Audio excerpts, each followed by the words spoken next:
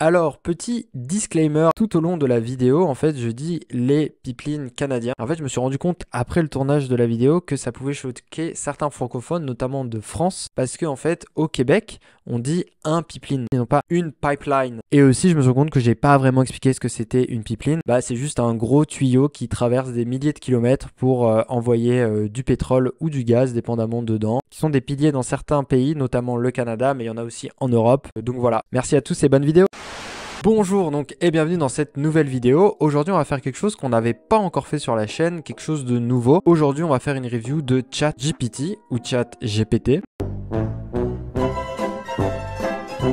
Alors, une review, qu'est-ce que ça veut dire? En gros, dans un premier temps, je vais vite fait rappeler ce que c'est ChatGPT, même si vu le bruit que ça a fait, je pense que tout le monde voit à peu près ce que c'est. Dans un deuxième temps, on va mettre donc des questions dedans. Notamment, j'ai très peur, mais je vais mettre ma question de recherche de mon mémoire, en fait, parce que j'ai fait un mémoire dans ma vie. Donc, comme quoi les études ne servent à rien, vous finirez par faire des vidéos sur YouTube. Donc, dans un troisième temps, on apportera une petite réflexion autour de cet outil. On commence tout de suite. Donc, ChatGPT, qu'est-ce que c'est? Eh bien, la réponse est très simple. C'est un prototype d'agent conversationnel utilisant l'intelligence artificielle développé par OpenAI et spécialisé dans le dialogue. Bien évidemment, je lis la définition Wikipédia, c'est sûr et certain. L'agent conversationnel est un modèle de langage affiné à l'aide de techniques d'apprentissage supervisé et d'apprentissage par renforcement, I guess. Donc voilà, donc c'est un outil qui a beaucoup fait parler, qui est très récent. Je pense que c'est le genre d'outil, on peut passer des heures à l'expliquer, mais ça se comprend mieux que ce que ça s'explique. Donc on commence tout de suite, on va commencer à mettre des questions, on va voir ce que ça donne. Et donc l'interface de ChatGPT ressemble à ça, et tout ce qu'on a à faire, c'est ça qui est déstabilisant, c'est qu'on a juste à taper quelque chose dans la barre de recherche et il va nous pondre un texte. Par exemple, on va commencer sur un truc assez simple: la France est-elle un pays indépendant? Donc c'est à peu près une question à laquelle vous avez tous la réponse normalement. J'espère, sinon le système d'éducation est vraiment déplorable. Et on va voir tout simplement ce qu'il répond. Et donc là, il nous pond un texte très vite. Alors, à la question: la France est-elle un pays indépendant? Il nous répond: oui, la France est un pays indépendant. Elle est un état souverain qui dispose de sa propre gouvernement. Déjà, il y a une faute. Et de ses propres lois et de sa propre politique étrangère. La France est membre de l'Union européenne, mais elle conserve sa pleine souveraineté et n'est pas un pays assujetti à une quelconque autre nation. En dehors d'une faute de français, en vrai, la réponse, elle est juste, elle est courte, elle est cohérente, elle est correcte. C'est un peu flippant de voir qu'il est capable de produire ça. Et le truc, c'est qu'il peut faire ça pour tout. Donc là, on va faire quelque chose qui, je pense, va un peu m'attrister, mais en même temps, je suis vraiment curieux. C'est que j'ai fait une maîtrise en sciences politiques. J'ai fait donc un mémoire autour d'une question de recherche que j'ai posée. J'ai rédigé quelque chose qui fait comme 60 pages et j'ai mené une étude pour répondre à ma question. Je me suis fait chier, ça m'a pris 2 ans à faire. Le titre de ma maîtrise, pour vous donner la thématique, c'est polarisation et enjeux énergétiques en temps de crise climatique, le cas des pipelines pétroliers canadiens. Donc en gros, dans ma maîtrise, ce que j'ai essayé de comprendre, c'est de savoir: est-ce qu'on est plus polarisé politiquement parlant lorsque l'on soutient ou oui ou non le développement des pipelines canadiens? J'ai rien compris. Alors déjà, j'ai envie de lui demander, parce que je pense que ça va vous aider et vous éclairer pour vous aussi, de savoir qu'est-ce que la polarisation politique, qui était quand même le cœur du sujet. Alors, la polarisation politique est le processus par lequel les opinions politiques d'une population deviennent de plus en plus divisées et opposées. Cela peut se manifester de différentes manières, par exemple en augmentant la différence entre les positions politiques des 2 principaux partis. Alors là, déjà, il dit qu'on est aux États-Unis, mais ça marche. En rendant les gens plus enclins à s'engager dans des comportements politiques extrêmes ou en rendant les gens plus enclins à rejeter les points de vue opposés. La polarisation politique peut avoir de nombreuses causes, notamment des différences culturelles ou socio-économiques des médias partisans, des campagnes politiques qui mettent l'accent sur les différences plutôt que sur les points communs. Mais gros, mais c'est exactement ça. J'ai envie de crever. Et c'est quand même assez ça, parce que par exemple, moi ce que j'avais écrit, c'est de dire: c'est l'opposition des opinions perçues plutôt que leur véritable incompatibilité qui en est l'étude. C'est pas notamment quelles sont les idées qui sont problématiques, mais c'est vraiment de dire: est-ce que ce sont des idées qui sont réconciliables, oui ou non, et à quel point elles sont instrumentalisées pour diviser, oui ou non, une société. C'est exactement ce qu'il dit, ce bâtard là de ChatGPT, donc dans des comportements politiques extrêmes rendant les gens plus enclins à rejeter les points de vue opposés. On ne s'intéresse pas à savoir c'est quoi l'idée, on s'intéresse à est-ce qu'elle est opposée ou pas. Oh là là, c'est fou. Ok, boomer. Alors, j'ai envie quand même de voir si je lui demande une autre réponse. Alors là, je lui ai demandé donc une deuxième réponse, et là, ça me fume parce qu'il a rajouté la notion de temps. Puis là, il le dit: cela peut se manifester par une polarisation des opinions et des attitudes, ainsi que par une hostilité croissante entre les 2 côtés. Croissante veut dire non pas qu'il y a des croissants, mais que ça veut dire que ça augmente au fil du temps. Et d'ailleurs, là, il commence à parler des conséquences. Bien évidemment, j'ai parlé des conséquences sur le processus démocratique, que par exemple, en fait, il y a de moins en moins de décisions qui sont prises. Là, on a à peu près tous les termes qu'il faut, entre guillemets, pour définir ce que c'est la polarisation. Grand problème, il n'y a aucune référence. En fait, on a la notion que ce sont les opinions et non pas les idées. Le placement idéologique, est-ce qu'on peut rassembler ces idées, oui ou non? Leur instrumentalisation ou pas? Les enjeux au niveau des conséquences politiques et le fait que ça augmente au fil du temps. Alors là, je viens de taper donc une de mes 2 questions de recherche. Donc, il nous a pondu la réponse et on va voir ce que ça veut dire. Donc, il est difficile de dire à quel point l'opinion publique au Canada est polarisée sur l'enjeu des pipelines pétroliers car cela dépend de la région et de la population considérée. Il a pas tort. Il a pas tort. Si on va en Alberta, qui est donc une province canadienne, ou si on va au Québec, c'est pas la même ambiance. Dans certaines régions du pays, il y a une forte opposition à la construction des pipelines pétroliers, tandis que dans d'autres régions, il y a eu un soutien pour ces projets. En général, il y a eu des débats et des divisions au sein de la population canadienne sur l'enjeu des pipelines pétroliers, avec certains qui soutiennent qu'ils sont nécessaires pour soutenir l'économie du pays et d'autres qui s'inquiètent de leur impact sur l'environnement et les communautés locales. Ne faites pas d'études, ça ne sert plus à rien.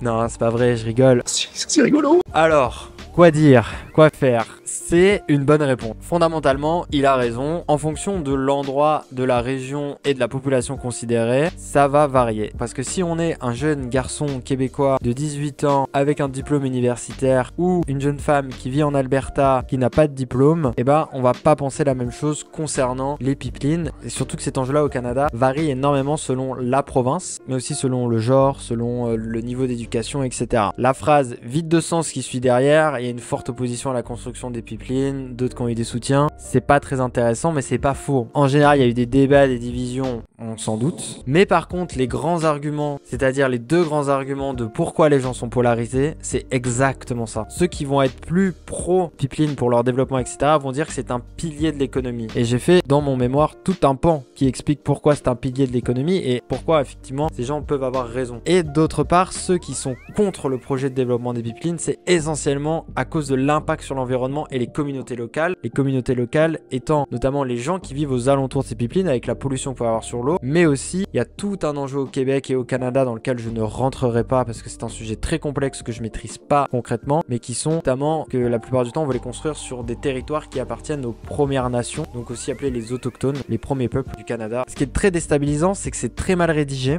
c'est trop court, mais les idées fondamentales derrière, si on ne cherche que ça, sont très bonnes. Avant de donner un avis global, je vais poser la 2e question parce que je veux voir ce que ça donne.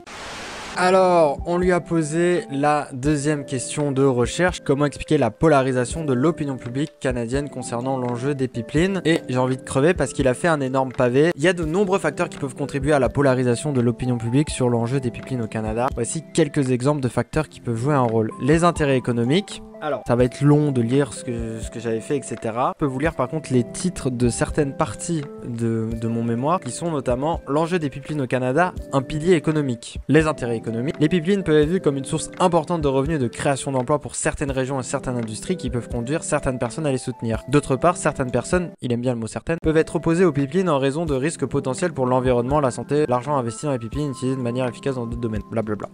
Les questions environnementales. La place des pipelines pétroliers canadiens dans la crise climatique. Les questions environnementales. Les pipelines peuvent susciter des préoccupations en matière d'impact sur l'environnement comme la contamination de l'eau ou la déforestation. Certaines personnes peuvent être très préoccupées car ces questions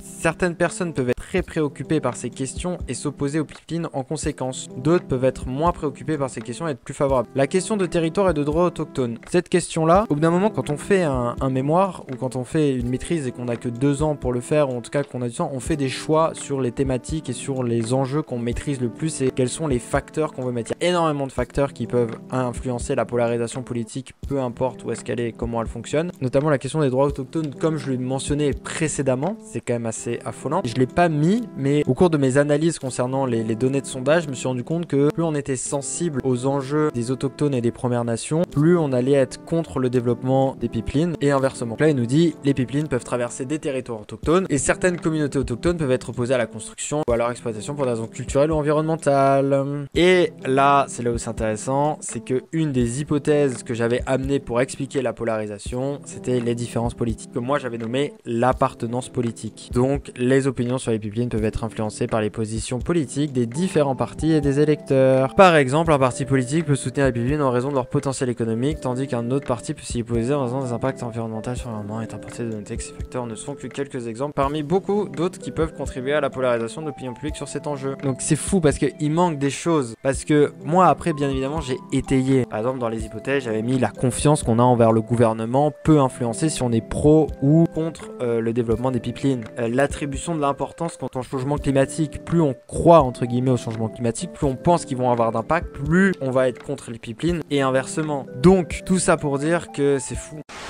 Qu'est-ce qu'on peut penser de tout ça? Fondamentalement, ChatGPT est un outil révolutionnaire. Forcément, d'avoir un outil où on tape 3 mots comme ça, on a des textes et des idées précises qui sortent comme ça, c'est quand même assez fou. On va commencer par les points négatifs qu'on peut retenir de ChatGPT qu'on a déjà plus ou moins dit. D'une part, c'est très mal rédigé. On va pas se mentir, il y a énormément de répétitions, il y a des fautes de français, mais je pense que plus on va l'utiliser, plus ils vont l'améliorer, plus ça va être voué à disparaître en fait. L'autre point, c'est que ça reste très général et assez simpliste dans son explication, bien que ça soit pour l'instant de ce que j'ai vu moi et de ce que j'ai testé, jamais faux. Dans les points positifs, ce qu'on a pu observer, c'est qu'il a pas tort en fait. Et je pense que justement c'est l'utilisation que on doit avoir de ChatGPT, c'est-à-dire que ça doit être quelque chose qui nous met bien évidemment sur la piste. En fait, il faut être en mesure de dégager les choses importantes du texte. C'est-à-dire que si on reprend par exemple mon sujet de mémoire, quand on lui posait les questions, etc., vraiment vous prenez une très mauvaise note si vous rendez quelque chose comme ça parce que c'est très simpliste, c'est trop vague, c'est pas assez étayé, ça sonne comme une page Wikipédia. Mais là où c'est fou, et si vous prenez les bons éléments, comme on l'a vu dans la dernière question, vous tapez quels sont les intérêts économiques autour des pipelines, quelle est la dangerosité environnementale des pipelines au Canada, pourquoi, comment, prenez tous les bullet points et vous allez chercher et vous étayez et vous écrivez des vrais paragraphes et vous cherchez par rapport à ça, et ben en fait ça marche. Là pour le coup vous aurez une très bonne note, surtout si c'est vous qui le rédigez. Et en fait c'est un outil qui est donc résout le problème de la page blanche, assurément, mais encore faut-il être capable de dégager les éléments pertinents. Et après, on n'a pas non plus tout exploité concernant ChatGPT parce que peut aussi lui dire, par exemple, rédige-moi un mail joyeux de départ en vacances et il va le faire. Ça, c'est quand même un outil qui va être très pratique. Alors, bien sûr, comme on l'a vu, encore une fois, il faut toujours relire, toujours retravailler, mais c'est mineur. Pour moi, c'est un Wikipédia qui parle surdéveloppé pour l'instant. Il y a encore beaucoup de progrès à faire qui vont être faits et qui vont fonctionner. Et pour une première version, c'est hyper impressionnant. Moi, j'ai plus peur effectivement d'une version où il sera capable de rédiger effectivement des devoirs au complet, où finalement la réflexion aura disparu entre guillemets et on n'aura même plus besoin de comprendre pour réussir dans le système actuel des études. Donc il va falloir se réinventer sur la manière d'apprendre, peut-être même sur les matières à apprendre, comment on va évaluer, parce que finalement si on vous demande de rédiger un devoir mais qu'une intelligence artificielle est capable de le faire pour vous, bah ça n'a plus d'intérêt de vous évaluer comme ça. Et on aura tendance à dire qu'on va devenir plus débile, parce que souvent quand c'est différent de nous, on va dire